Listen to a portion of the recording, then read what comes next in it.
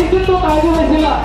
ಮುಖ್ಯವಾಗಿ ಇವತ್ತು ನೋಡ್ಬೇಕಂದ್ರೆ ಏನು 2015 ಆಗಸ್ಟ್ 3ನೇ ತಾರೀಕು ನಮ್ಮ ನವಲಗುಂದದಲ್ಲಿ ಮಹದಾಯಿ ಹಾಗೂ ಕಳಸಾ ಬಂಡೂರಿ ಹೋರಾಟ ಆರಂಭ ಆಯಿತು.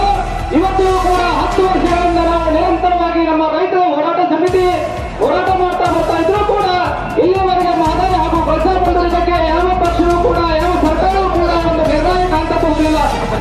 ಕಾರಣ ಇಷ್ಟೇ, ಇವತ್ತು ನಾವು ರೈತ ಕುಲ ಎಲ್ಲ ಒಂದಾಗಬೇಕಾಗೈತಿ, ರೈತರ ಶಕ್ತಿ ಏನನ್ನು ತೋರಿಸಬೇಕಾಗೈತಿ. ಯಾಕಂದ್ರೆ 1980ರ ಬಂಡಾಯದಲ್ಲಿ ಹುತಾತ್ಮರಾಗಿರುವಂತಹ ರೈತರಿಗೆ 1983ರಲ್ಲಿ ಏನು ಇವತ್ತು 80ರಲ್ಲಿ ಗೋಲಿಬಾರ್ ಮಾಡಿಸಿರುವಂತಹ ಗುಂಡೂರಾವ್ ಸರ್ಕಾರ 83ರಲ್ಲಿ ಆ ಒಂದು ಸರ್ಕಾರ ಬದಲಾಗೈತಿ.